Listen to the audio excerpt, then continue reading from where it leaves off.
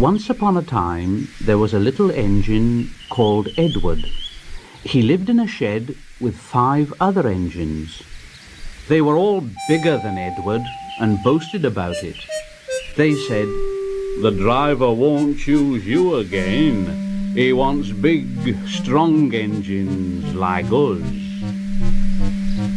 Edward hadn't been out for a long time, and he began to feel sad. Just then, the driver and fireman came along to start work. The driver looked at Edward and said, "What's the matter? Are you feeling sad? Would you like to come out today?" And Edward said, "Oh yes, please." So the fireman lit the fire and made a nice lot of steam. Then the driver pulled the lever and Edward puffed away. And he blew his whistle. Look at me, look at me. The other engines were very cross at being left behind. And away went Edward to get some coaches.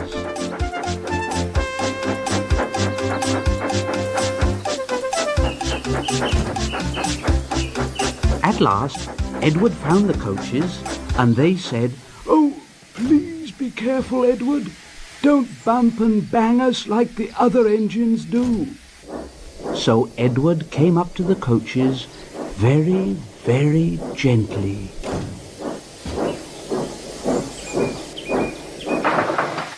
And the shunter fastened the coupling. The coaches were very pleased. "Thank you, Edward. That was kind. We are glad you're taking us today." Then they went to the station where the people were waiting. "Here we are."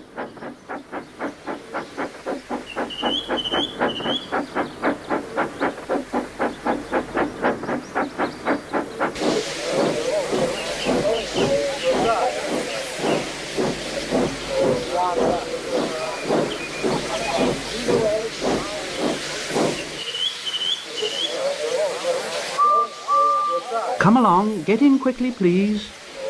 So the people got in quickly, and Edward waited happily for the guard to blow his whistle and wave his green flag. He waited and waited, and there was no whistle and no green flag. Edward was getting anxious.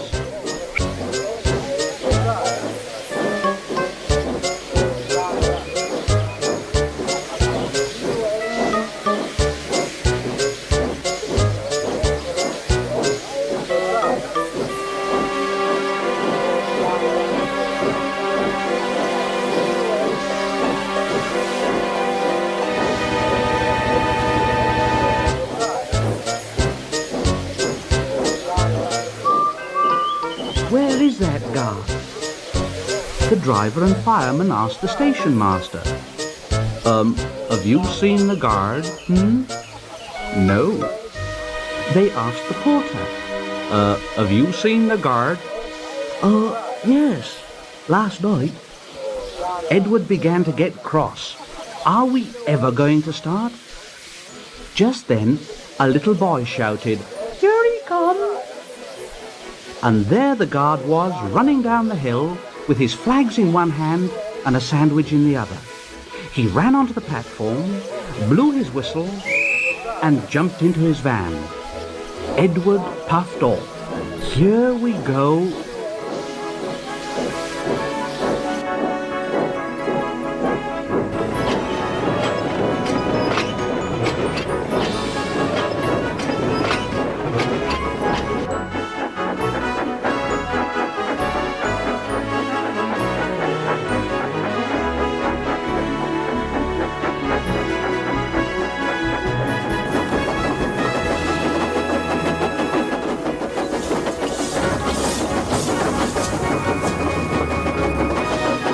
He did have a happy day.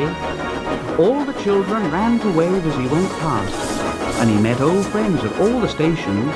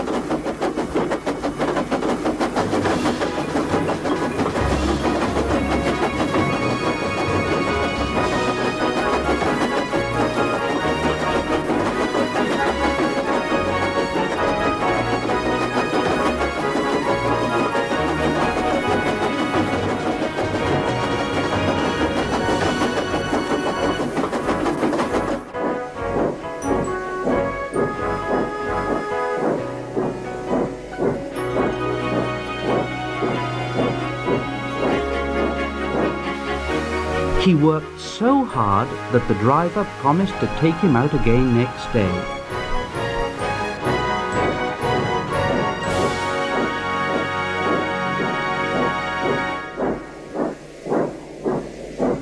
And he told the other engines in the shed that night, "I'm going out again tomorrow. What do you think of that?" But he didn't hear what they thought, for he was so tired and happy that he fell asleep at once.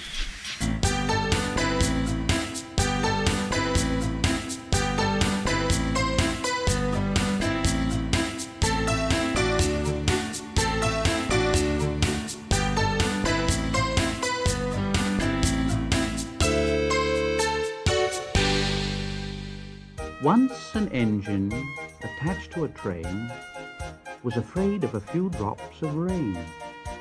It went into a tunnel and squeaked through its funnel and never came out again. The engine's name was Henry. His driver and fireman argued with him, but he wouldn't move.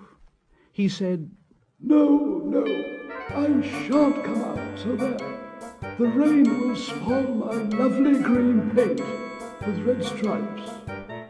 No. The guard blew his whistle till he had no more breath and waved his flags till his arms ached. But Henry stayed in the tunnel and blew steam at him. Go away. Go away. I'm not going to spoil my lovely green paint and red stripes for you. The passengers came and argued too, but Henry would not move. No! No! Leave me alone. A fat director who was on the train told the guard to get a rope. Fetch a rope, will you? That's right. Now, Henry, we will pull you out. But Henry only blew steam at him and made him wet. Leave me alone. They hooked the rope on and all pulled except the fat director. My doctor has forbidden me to pull, don't you know? They pulled and pulled and pulled, but still Henry stayed in the tunnel. Then they tried pushing from the other end. The fat director said, 1, 2, 3, push! But he didn't help himself. He said, My doctor has forbidden me to push. They pushed and pushed and pushed, but still Henry stayed in the tunnel. At last, another train came. The guard waved his red flag and stopped it. The 2 engine drivers, the 2 firemen, and the 2 guards went and argued with Henry. "Look, Henry, it's stopped raining." Yes, but it'll begin again soon, and what would become of my green paint with red stripes then? So they brought the other engine up, and it pushed and puffed.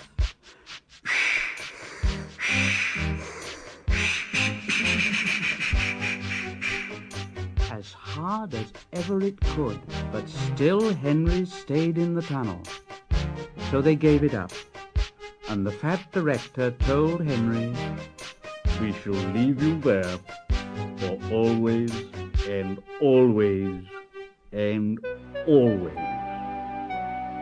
They cut a new tunnel through the hill, they took up the old rails, and they built a big brick wall in front of Henry. Now Henry can't get out, and he watches the trains rushing through the new tunnel. He's very sad because no one will ever see his lovely green paint with red stripes again. But I think he deserved it, don't you?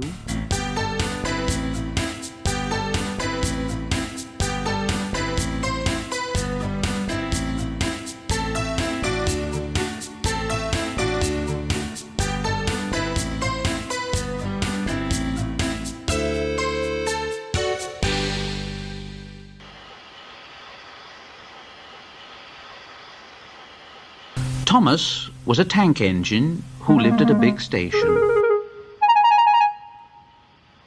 He had 6 small wheels, a short, stumpy funnel, a short, stumpy boiler, and a short, stumpy dome. He was a fussy little engine, always pulling coaches about. He pulled them to the station, ready for the big engines to take out on long journeys.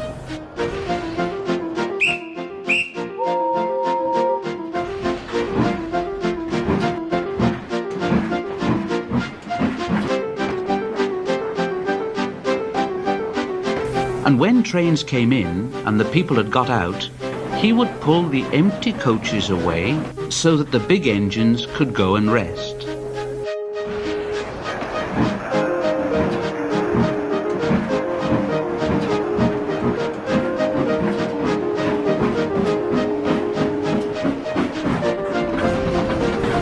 He was cheeky too. He used to play tricks on the other engines.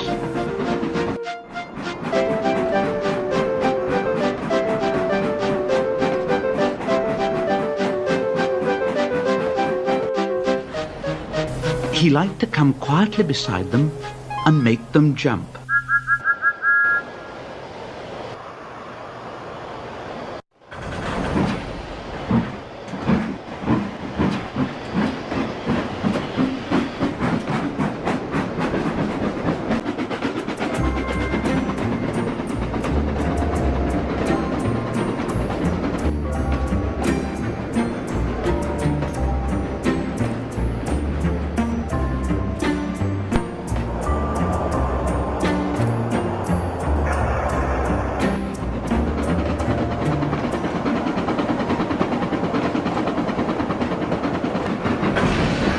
One day, Gordon was resting on a siding.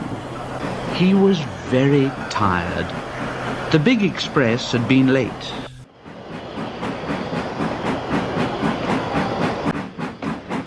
He was just going to sleep when Thomas came up in his cheeky way. "Wake up, lazy bones! Do some hard work for a change. You can't catch me!" And he ran off laughing. Instead of going to sleep again, Gordon thought how he could pay Thomas out.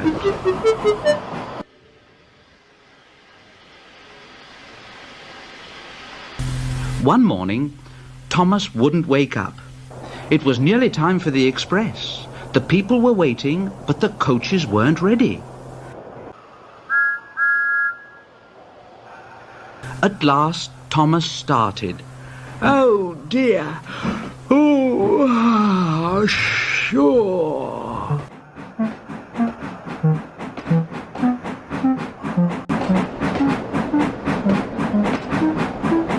Come on, hurry up, hurry up. We'll be late. Thomas gave them a rude bump. Oh, oh, oh!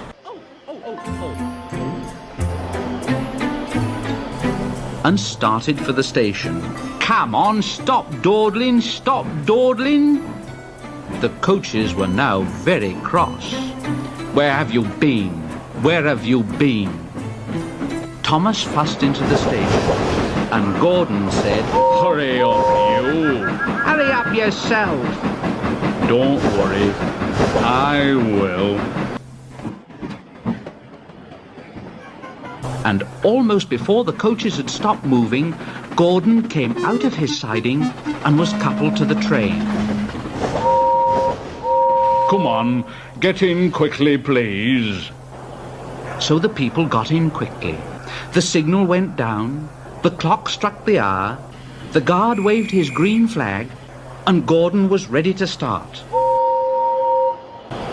Thomas usually pushed behind the big trains to help them start, but he was always uncoupled first, so that when the train was running nicely, he could stop and go back.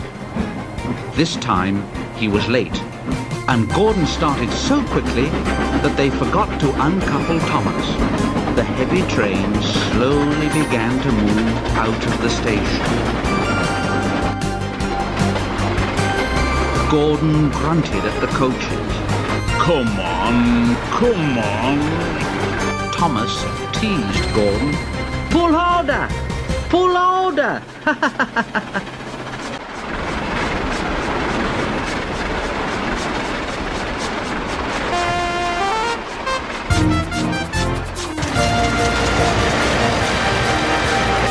The train went faster and faster. Too fast for Thomas. He wanted to stop, but he couldn't. Stop! Stop! I can't keep up. You're going too fast. Gordon laughed.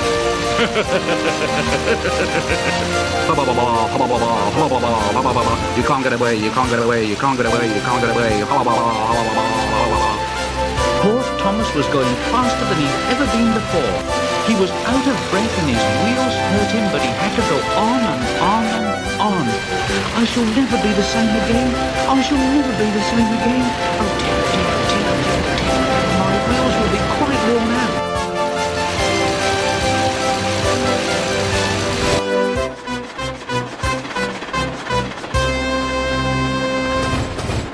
At last they stopped. Everyone laughed to see Thomas puffing and panting behind. Oh dear, oh dear, oh dear, oh dear, oh dear. They uncoupled him and he ran onto a siding out of the way. Well, little Thomas, now you know what hard work means, don't you? Poor Thomas couldn't answer. He had no breath. He just puffed slowly away to rest, and he had a long drink. And he was careful afterwards never to be cheeky to Gordon again.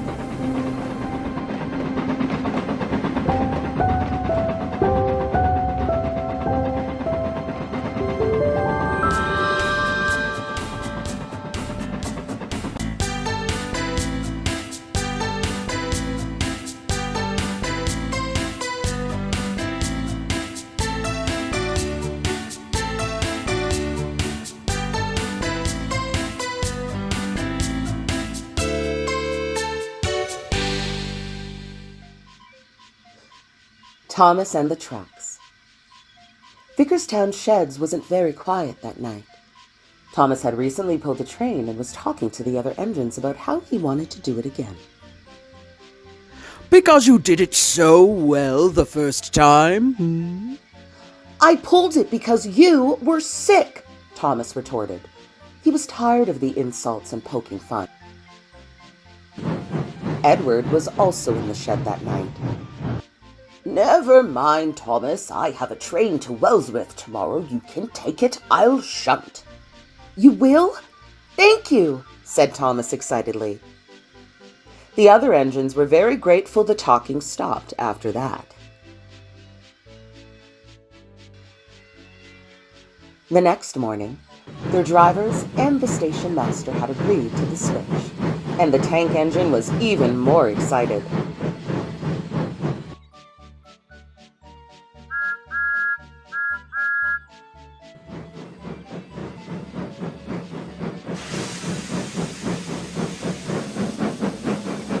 He puffed up to the trucks in the yards as Edward watched. Be careful, Thomas, Edward advised. Trucks will get you back if you... He was interrupted by the sounds of the trucks calling, Oh, don't bump us!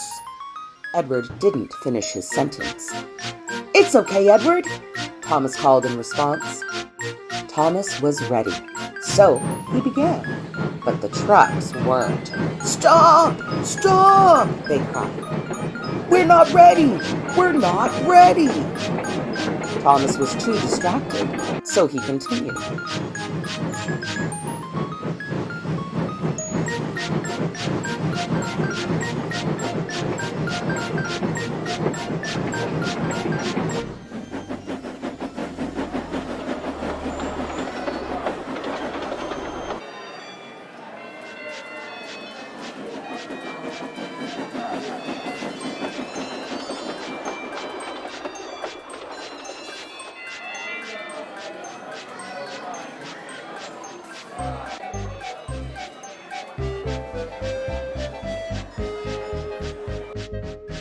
Presently, Thomas stopped to pick up some more trucks, and when he did, the trucks began their little plan.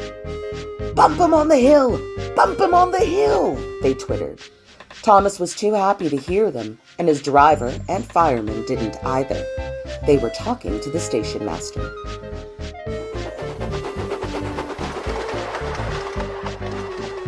They ran through station after station, occasionally halting for more trucks, and eventually they passed Merriman. The hill was up next. The steep grade ran straight down and into Wellsworth. If you remember, this is where Gordon got stuck. Most engines check here so the guard can put on the brakes. It means a safer descent. Thomas's driver checked the guard, and he released the throttle, ready to pull on the brakes. But the trucks had a different idea. "On! On! On!" they yelled triumphantly, knocking Thomas's crew out of the cab and sending Thomas careening down the hill. Thomas wailed and screeched down the incline, the trucks laughing a storm. His brakes kicked on, but it was no use. The jolting trucks rattled through the junction, Thomas squealing in front. Ahead, Thomas saw the station. The runaway bolted into Wellsworth, screaming through the station.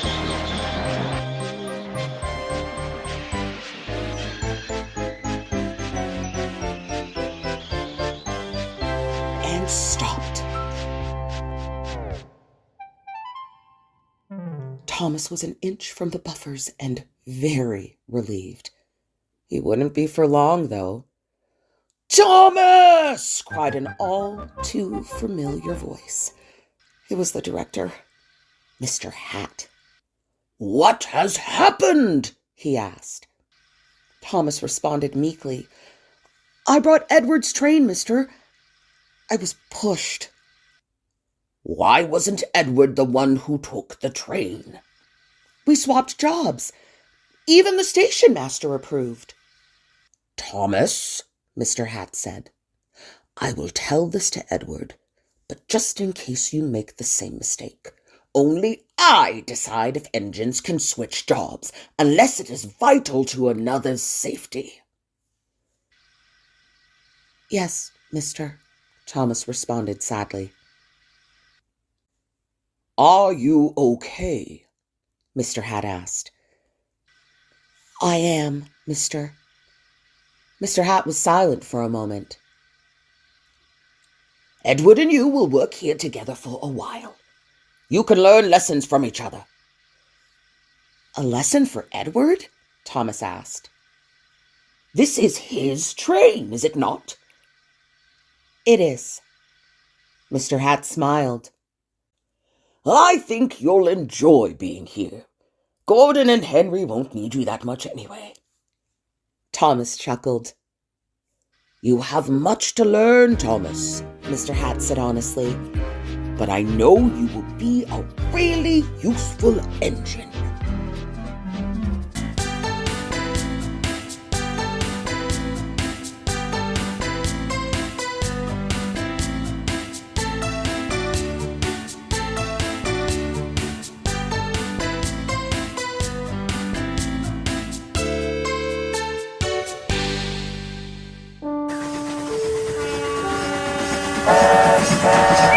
Lots of ships use the harbor at the big station by the sea.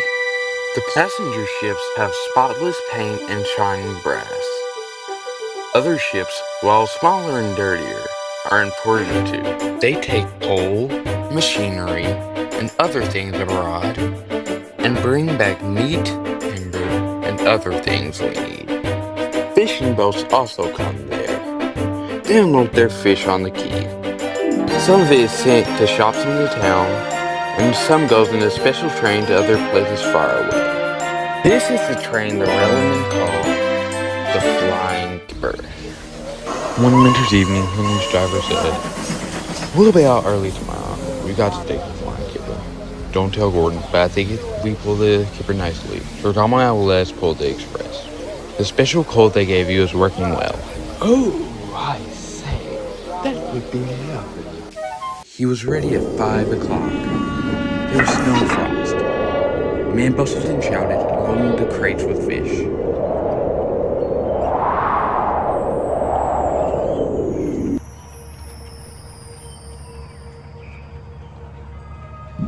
The last door abandoned, the guard showed his green flag and the Flying Kipper, ready to go.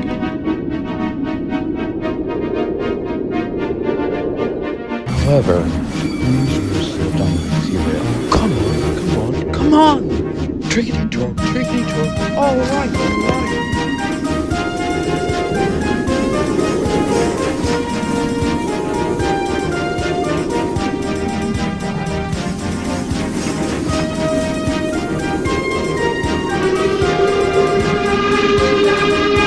Clouds of smoke and steam blew into the cold winter air.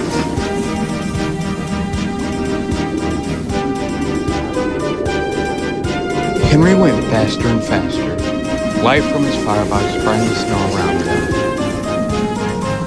As dawn came upon them, the light grew better. They clattered through stations. Signal lights shone green as they passed. They were going well. Soon enough, however, they came across the yellow signal. The driver began to shut off steam and began to stop. However, the home signal was down. All clear, Henry. Away we go. They couldn't have known that the signal was meant to be set at danger, but ice and snow had forced it down. A goods train was held on the siding until the Flying Kipper passed. You know, the Flying Kipper is due around this time. Who cares about the Flying Kipper? This is good cocoa. The driver got up. Come on, fireman, let's get back to James. They had gotten out just in time. Oh no.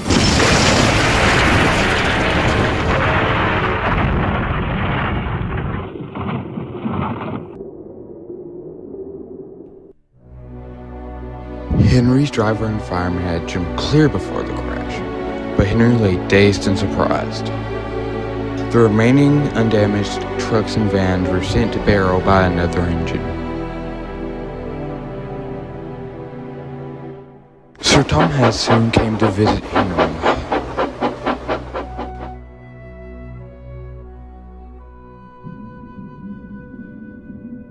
The signal was down, sir, I swear. Cheer up, Henry. The accident wasn't your fault. Ice and snow caused this mess. I'm sending you to Crew, a fine place for sick engines. They'll give you a new shape and a larger firebox, and then you'll feel like a different engine and won't need special coal anymore. Now, wouldn't that be nice? Yes, sir, Henry said doubtfully. Henry liked being in Crew, but was glad to come home. A crowd of people waited to see Henry arrive in his new ship. He looked so splendid and strong that they all gave him 3 cheers. Thank you very much. Henry now may sometimes be seen pulling the express, and he does it so well that Gordon is jealous.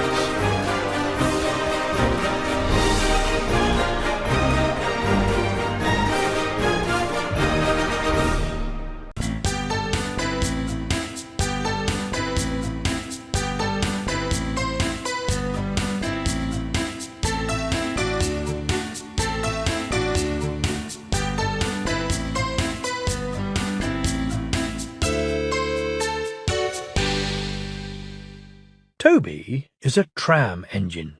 He's short and sturdy. He has cow catchers and side plates and doesn't look like a steam engine at all. He takes trucks from farms and factories to the main line, and the big engines take them to London and elsewhere. His tram line runs along roads and through fields and villages. Toby rings his bell cheerfully to everyone he meets. He has a coach called Henrietta, who has seen better days. She complains because she has few passengers. Toby is attached to Henrietta and always takes her with him. She might be useful one day, he says. It's not fair at all, grumbles Henrietta, as the buses roar past full of passengers. She remembers that she used to be full, and 9 trucks would rattle behind her. Now there are only 3 or 4, for the farms and factories send their goods mostly by lorry. Toby is always careful on the road. The cars, buses and lorries often have accidents. Toby hasn't had an accident for years, but the buses are crowded and Henrietta is empty. "I can't understand it," says Toby, the tram engine. People come to see Toby, but they come by bus. They stare at him. "Isn't he quaint?" they say, and laugh. They make him so cross. One day a car stopped close by, and a little boy jumped out. "Come on, Bridget," he called to his sister, and together they ran across to Toby. 2 ladies and a stout gentleman followed. The gentleman looked important, but nice. The children ran back. "Come on, grandfather, do look at this engine," and seizing his hands they almost dragged him along. "That's a tram engine, Stephen," said the stout gentleman. "Is it electric?" asked Bridget. "Oosh!" hissed Toby crossly. "Shh, shh," said his brother. "You've offended him." "But trams are electric, aren't they?" "They are mostly," the stout gentleman answered, "but this is a steam tram." "May we go in it, grandfather, please?" The guard had begun to blow his whistle. "Stop!" said the stout gentleman, and raised his hand. The guard, surprised, opened his mouth, and the whistle fell out. While he was picking it up, they all scrambled into Henrietta. "Hip, hip, hooray!" chanted Henrietta, and she rattled happily behind. Toby did not sing. "Electric indeed, electric indeed," he snorted. He was very hurt. The stout gentleman and his family got out at the junction, but waited for Toby to take them back to their car. "What is your name?" asked the stout gentleman. "Toby, sir." "Thank you, Toby, for a very nice ride." "Thank you, sir," said Toby politely. He felt better now. This gentleman, he thought, is a gentleman who knows how to speak to engines. The children came every day for a fortnight. Sometimes they rode with the guard, sometimes in empty trucks, and on the last day of all, the driver invited them into his cab. All were sorry when they had to go away. Stephen and Bridget said, "Thank you," to Toby, his driver, his fireman, and the guard. The stout gentleman gave them all a present. "Beep, beep, beep, beep," whistled Toby. "Come again soon." We will," called the children, and they waved till Toby was out of sight. The months passed. Toby had few trucks and fewer passengers. "Our last day, Toby," said his driver sadly one morning. "The manager says we must close tomorrow." That day Henrietta had more passengers than she could manage. They rode in the trucks and crowded in the brake van, and the guard hadn't enough tickets to go round. The passengers joked and sang, but Toby and his driver wished they wouldn't. "Goodbye, Toby," said the passengers afterwards. "We are sorry your line is closing down." "So am I," said Toby sadly. The last passenger left the station, and Toby puffed slowly to his shed. "Nobody wants me," he thought, and went unhappily to sleep. Next morning the shed was flung open, and he woke with a start to see his fireman dancing a jig outside. His driver, excited, waved a piece of paper. "Wake up, Toby!" they shouted, "and listen to this. It's a letter from the stout gentleman." Toby listened and... But I mustn't tell you any more, or I should spoil the next story.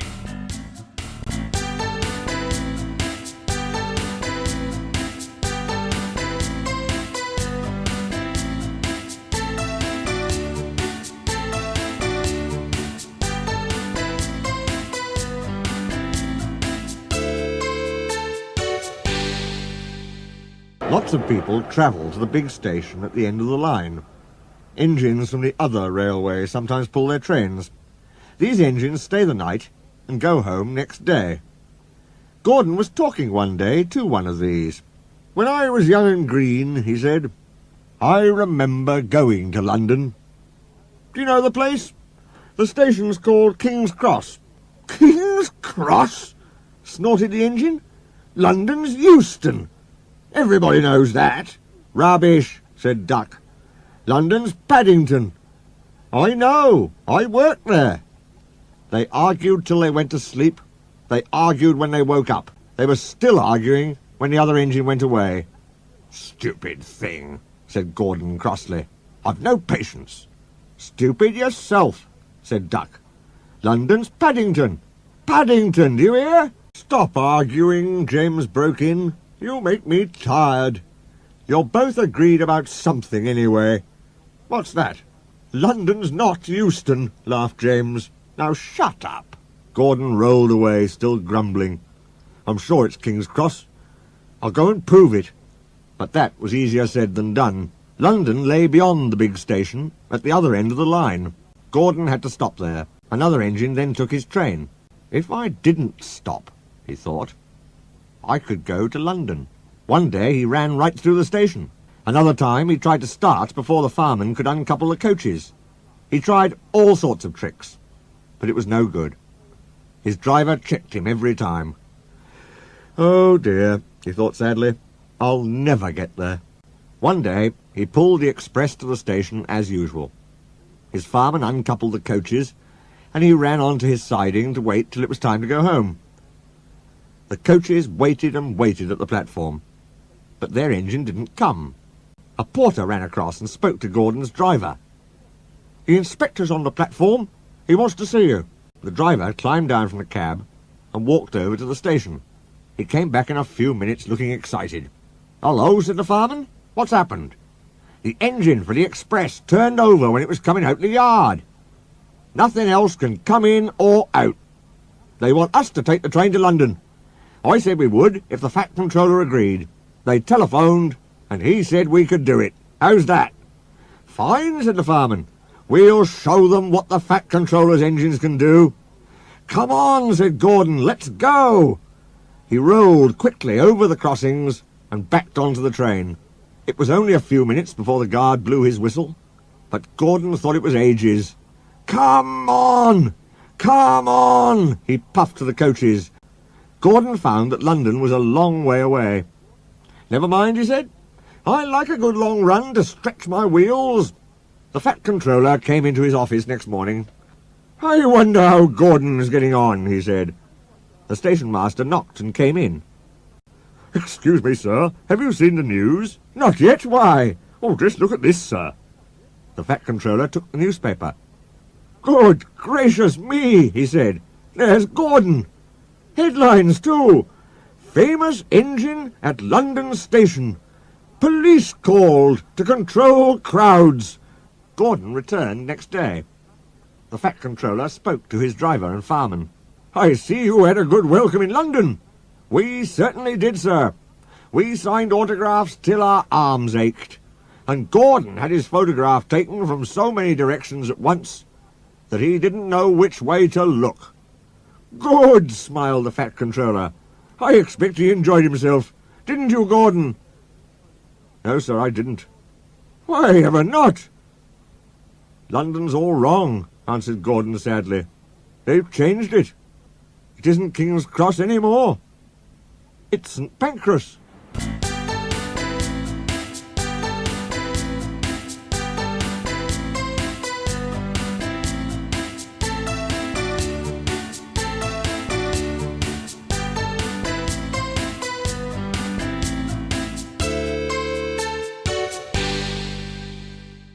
Soon workmen came to give the twins their numbers. Donald was 9 and Douglas 10. When the men went away, they were left alone in the shed.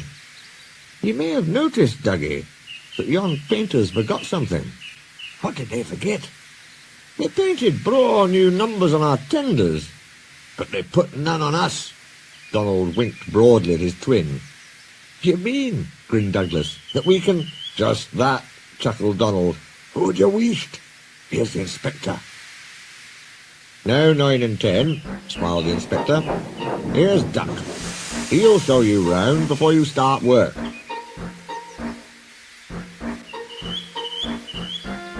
The twins enjoyed themselves and were soon friends with Duck. They didn't mind what they did. They tackled goods trains and coaches easily. For once the twins had shunted them, trucks knew better than to try any tricks.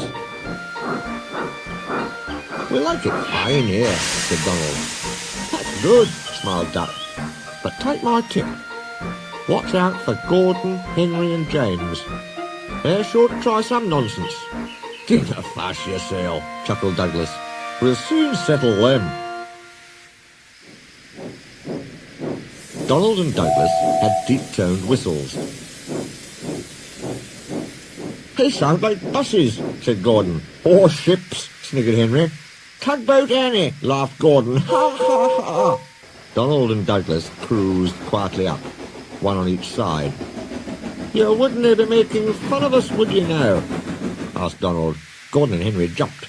They glanced nervously from side to side. "No," said Gordon. "No, certainly not," said Henry. "That's fine," said Douglas. "Now just mind the both of you, and keep it that way."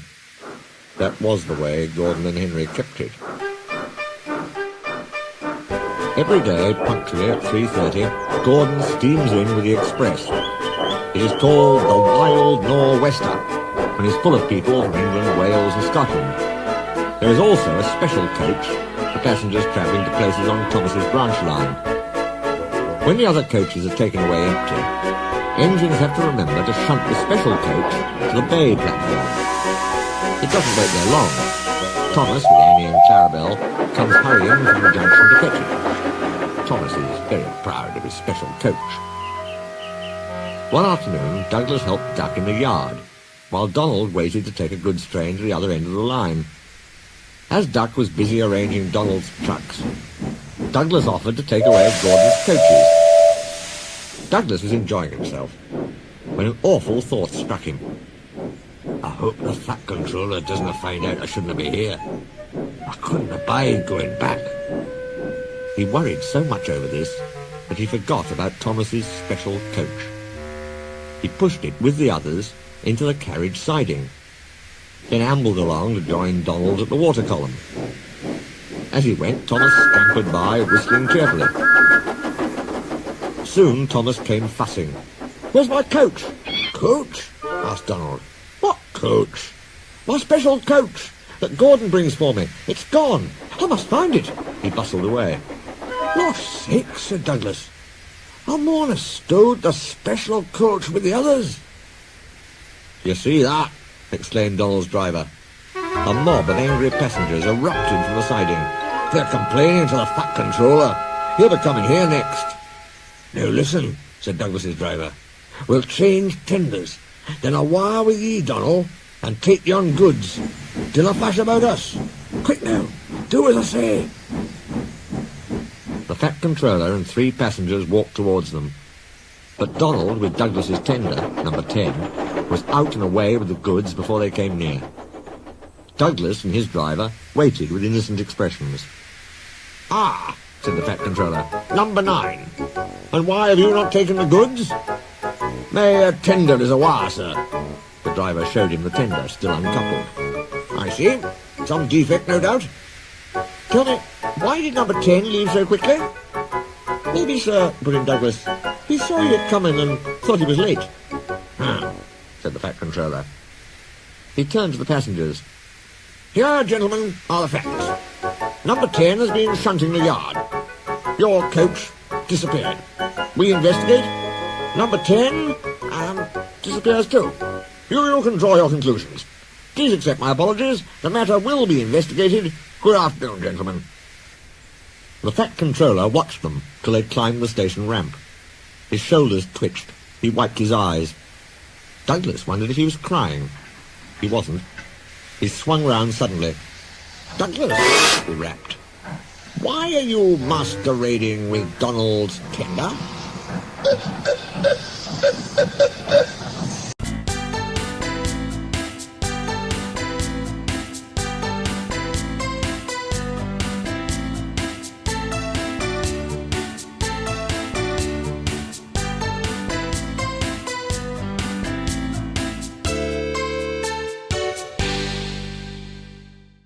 Tenders for Henry.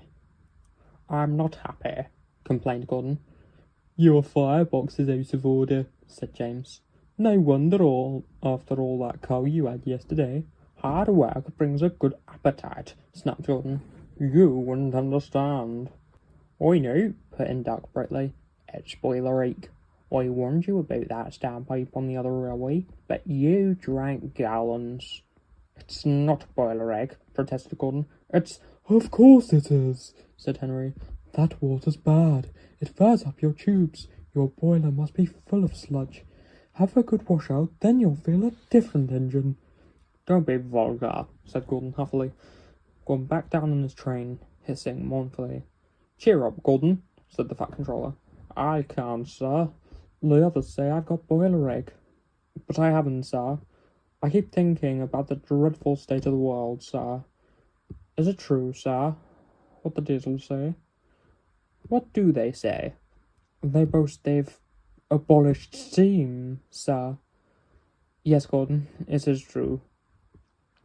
What, sir? All my Doncaster brothers, drawn the same time as me, all gone, except one. The guard's whistle blew, and Gordon puffed sadly away.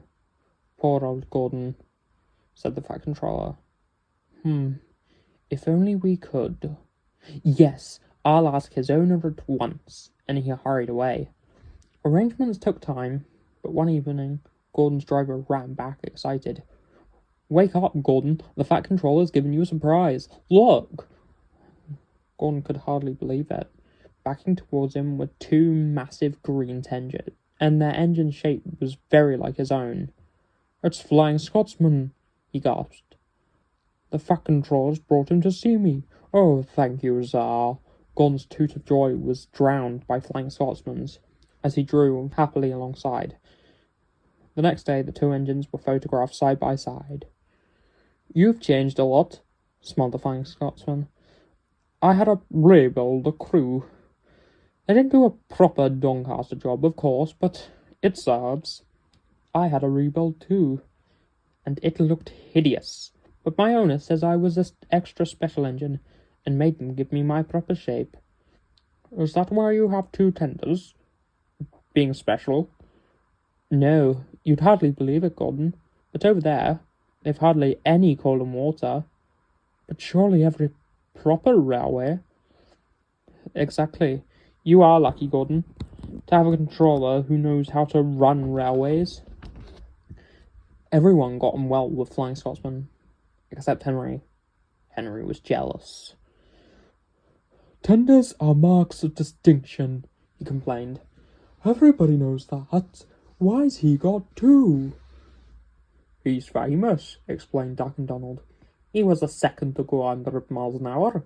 Besides, the other railway has no coal and water. Pooh, snapped Henry. I can't believe that. I never boast, he continued, but I always work hard enough for two. I deserve another tender for that. Duck whispered something to Donald. Henry, asked Duck innocently, would you like my tenders? Yours? Exclaimed Henry. What have you got to do with tenders? All right, said Duck. The deal's off. Would you like 'em, Donald? Ugh, I wouldn't have wanted to deprive you of the honour. It is a great honour, said Duck thoughtfully. I'm only a tank engine, so I don't really understand tenders. Perhaps James might... I'm sorry I was rude, said Henry hastily. How many tenders have you? And when could I have them? 6, and you can have them this evening. 6 lovely tenders, chortled Henry. What a splendid sight I'll be. That'll show the others what sort of engine I am.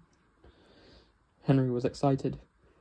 Do you think it'll be all right? He asked for the 18th time. Of course, said Duck. Just go where I told you, and they'll be ready. Meanwhile, word had gone around, and the others waited where they could get a good view. Henry was cheered to the echo when he came, but he wasn't a special sight.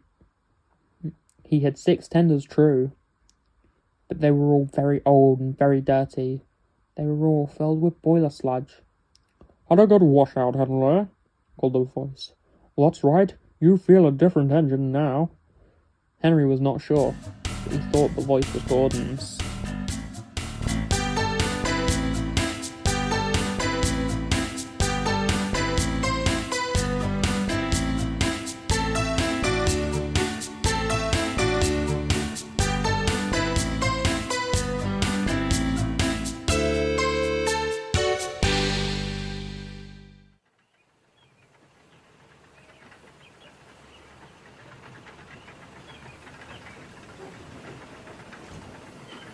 The two Diesels surveyed the shed.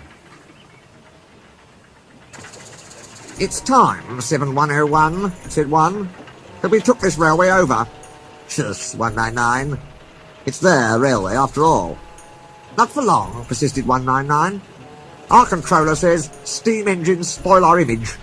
"Of course we do," snapped Duck. "We show what frauds you are. Call yourselves engines? If anything happens, you care nothing for your train. You just moan for a fitter. We bring it home, if only on one cylinder." "Nothing," boasted 199, "ever happens to us. We are reliable." Vulgar noises greeted this. "How rude," said 199. "You asked for it," growled 7101. "Now shut up."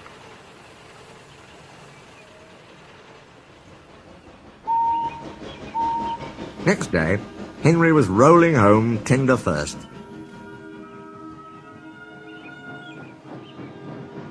"I'm a failed engine," he mourned. "Lost my regulator. Driver says it jammed wide open, and he can't mend it till I'm cool. However," he went on, "I've got steam, and driver can use my reverser. But it would happen after Duck fooled me with those tenders. Now they'll laugh at me again." He reached a signal box and stopped, whistling for a road.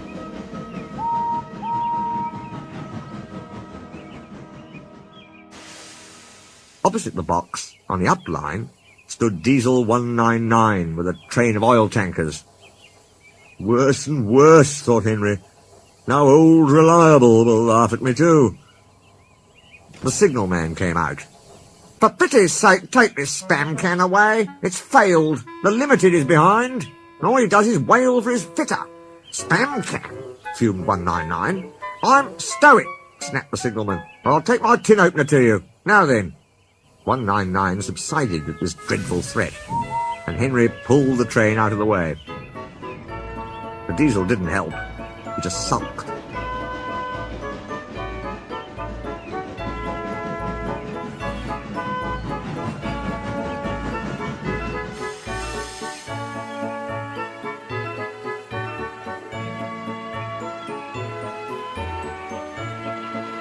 The Limited rushed by with a growl and a roar.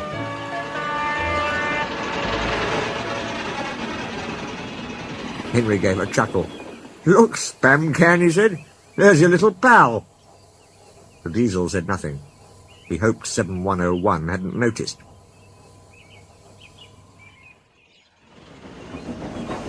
"7101 hadn't noticed. He had troubles of his own. He was cross with his coaches. They seemed to be getting heavier. He roared at them, but it did no good.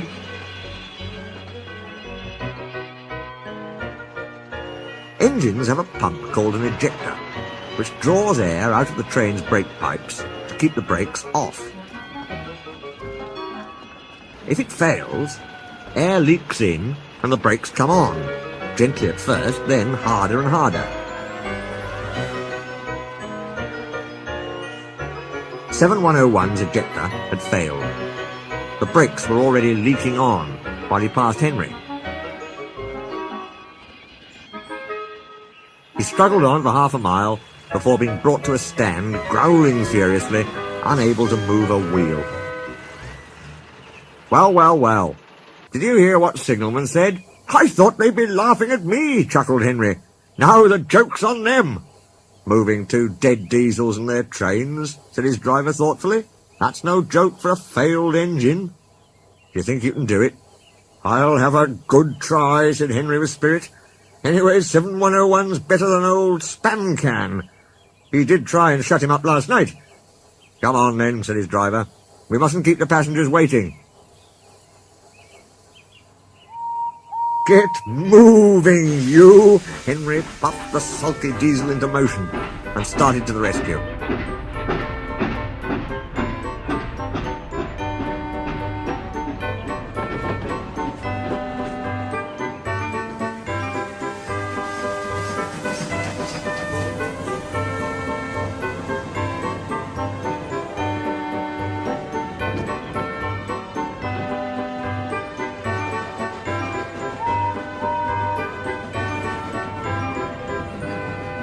Henry gently buffered up to the express. While the two drivers talked, his fireman joined his front brake pipe to the coaches. "It's better than we thought, Henry," said his driver. "The diesel can pull if we keep the brakes off. So the only weight we'll have is Spancan's goods." "Oh," said Henry. "That's a mercy." He was, by now, feeling rather puffed.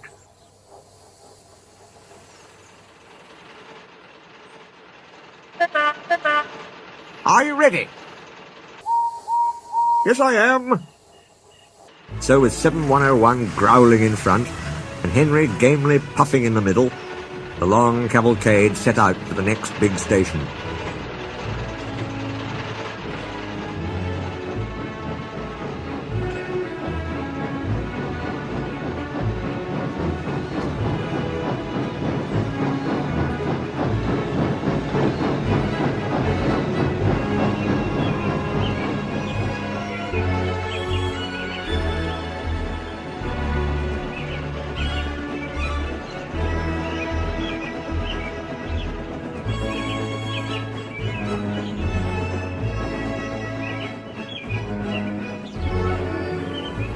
Donald and Flying Scotsman were waiting. They cheered as Henry puffed past. The passengers buzzed out like angry bees, but the Fat Controller told them about Henry, so they forgot to be cross and thanked Henry instead. They called him an enterprising engine and took his photograph. They were thrilled, too, when Flying Scotsman backed down on their train. If the guard hadn't tactfully shooed them to their coaches, the train would have started later than ever.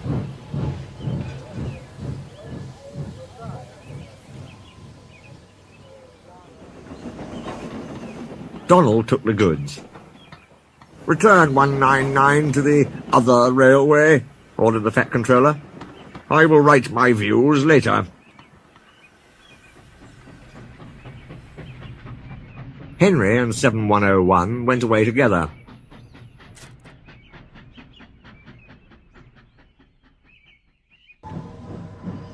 "I'm sorry about last night," ventured the Diesel.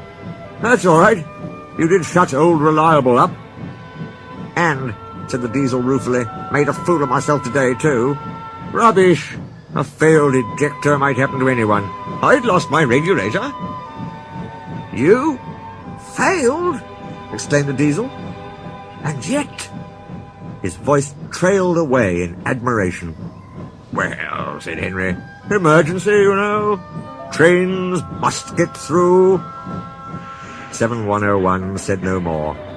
He had a lot to think about.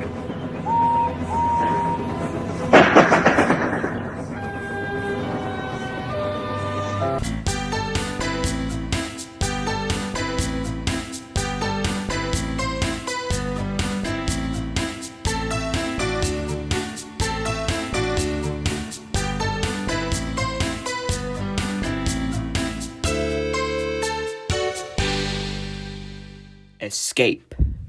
Douglas had taken the midnight goods to a station on the other railway. He was shunting, ready for his return journey, when he heard a faint...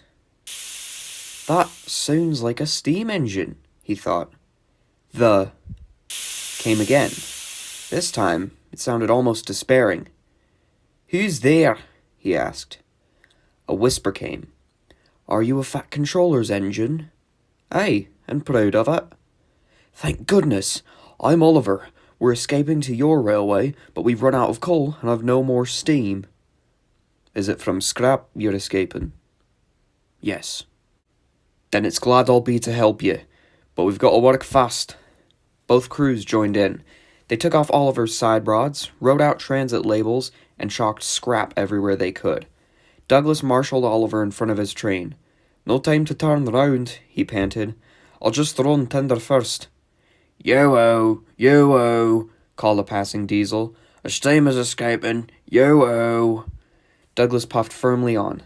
"Take no notice," he counselled, but they were stopped before they could clear the station throat. A foreman's lamp shone on Oliver. "Aha!" he exclaimed. "A Weston engine?" His light flickered further back. "A Weston auto coach? and a good break too. You can't take these." "Can we now?" said Douglas's driver. "They're all for us. See for yourself." Douglas's guard showed him the labels and papers. Oliver's crew, hiding in the coach, hardly dared to breathe. "Seems in order," said the foreman begrudgingly. "But it is weird." "Sure, and it is," began the guard. "But I could tell you weirder." "So could I," interrupted the foreman. "Right away, guard." "Oh, that was mighty close," puffed Douglas with relief. "We've had worse," smiled Oliver. "We ran at night. Friendly signalmen would pass us from box to box when no trains were about. We got on well till Control heard about a mystery train. Then they tried to hunt us down." "What'd you do?" "Signalmen let us hide on an old quarry branch. Driver, fireman, and the guard blocked the cutting with rubbish and levered one of the approach rails away. We stayed there for days, with diesels baying and growling like hounds outside. I was very frightened then." "Small blame to you," said Douglas feelingly. Presently, they rumbled over the bridge and onto the Fat Controller's railway. "We're home. They can't catch you now." "Oh, tell Isabel and Toad, please." Douglas called out the news and heard a joyful... He was surprised. Oliver chuckled. "That's Isabel," he said. "There's a bell on her, you see. She is clever. When we go out together, I pull one way and push the other. When I pull, I can see ahead. When I push, I can't. So Isabel keeps a good lookout and rings her bell to talk to me." "You dinna say?" Douglas was impressed. "About this Toad," he continued. "Is he—" "Haud your visht," said his driver. "Yon's the works. We should split up, unbeknownst, and find a place for Oliver." Douglas tried hard to be quiet, but the night foreman heard them and had to be told their secret. "I know just the place," he said, and showed them an empty siding nicely hidden away. Oliver said, "Goodbye," and "Thank you," and Douglas puffed away. "Yon's an enterprising engine," he thought. "I run away here with Donald, but I'd have been too scared to do it on my own."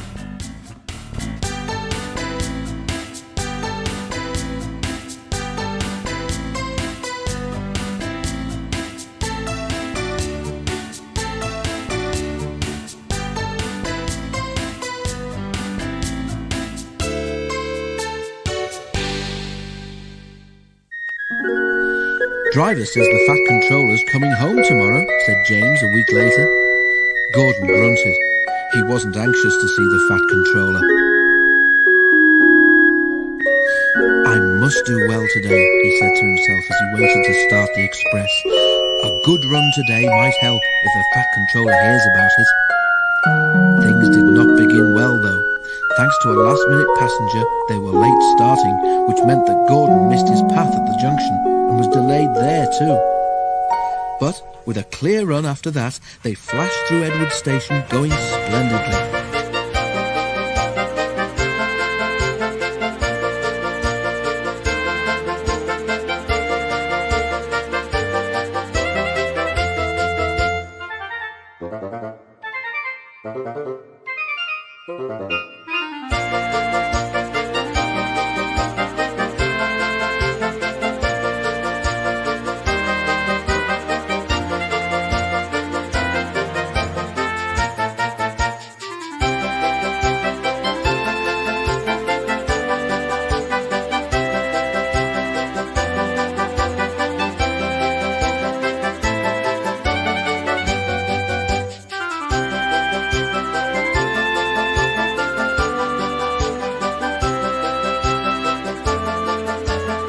They were halfway up the hill when there was a clatter beneath Gordon's cab.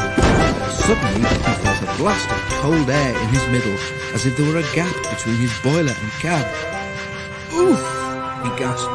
"What's happened?" The fireman looked at his fire. There was a gaping hole in the middle, where the fire bars had collapsed and a large part of the fire had disappeared. "You've lost part of your fire, Gordon," the fireman explained. "What a place to do it." Already Gordon was feeling weaker. Without a full fire, his steam pressure and speed fell quickly. But his driver knew what to do. "Find the biggest piece of coal you can and put it across the hole," he told the fireman. "That will stop some of the cold air from getting in, and we'll be able to hold steam better. But hurry, or the hill will beat us." The fireman hurried. A large lump of coal lay near the front of the tender. Quickly he moved it into place with his shovel and a long steel bar. Gordon felt better at once. "Now build the fire gently round the edges," said the driver, and, as the fireman did so, the driver adjusted Gordon's controls to make the best use of his steam. "Right, Gordon," he said when the fireman had finished. "Now it's up to you." Gordon tried his hardest, but it was tough going. "I must do it, I must do it," he told himself as he pounded up the hill. He had stuck here once before and was determined not to fail again. Poor Gordon was getting very breathless. "I will do it, I will do it," he panted, but he was careful not to pant too loudly in case he blew away what was left of his fire. He shut his eyes and struggled on. At last Gordon felt that the slope was easier to climb. Cautiously he opened one eye.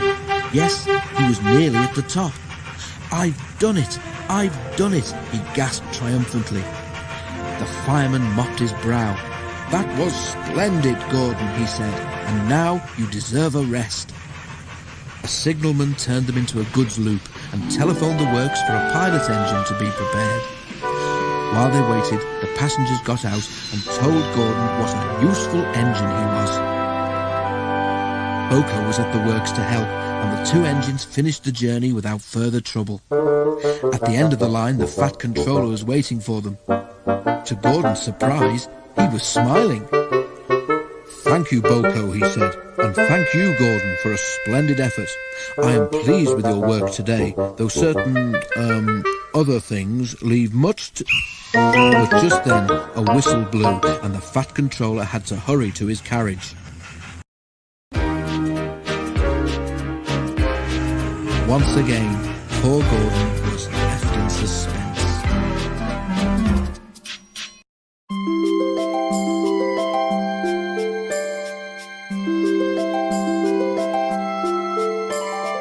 When you think life's unfair and you feel nobody cares, don't be afraid to open the door, and you'll find you're not alone anymore.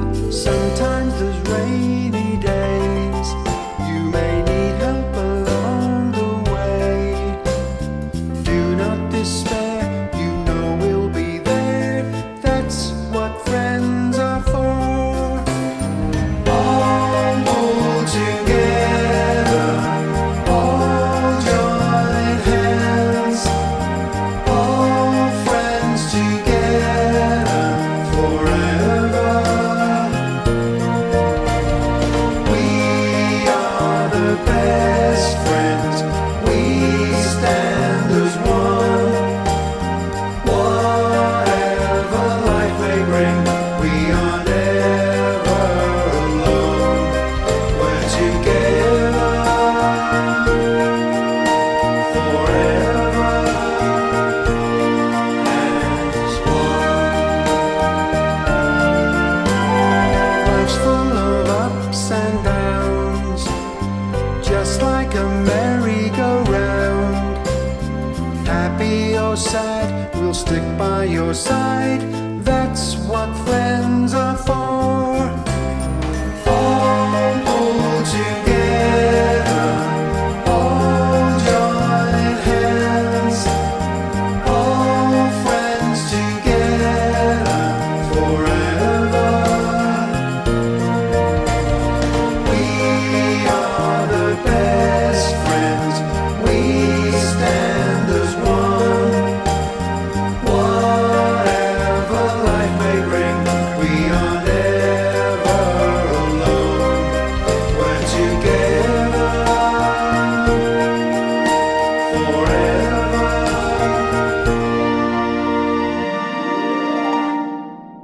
One day we may be apart, and the distance may sadden our hearts. Wherever we stray, remember this day.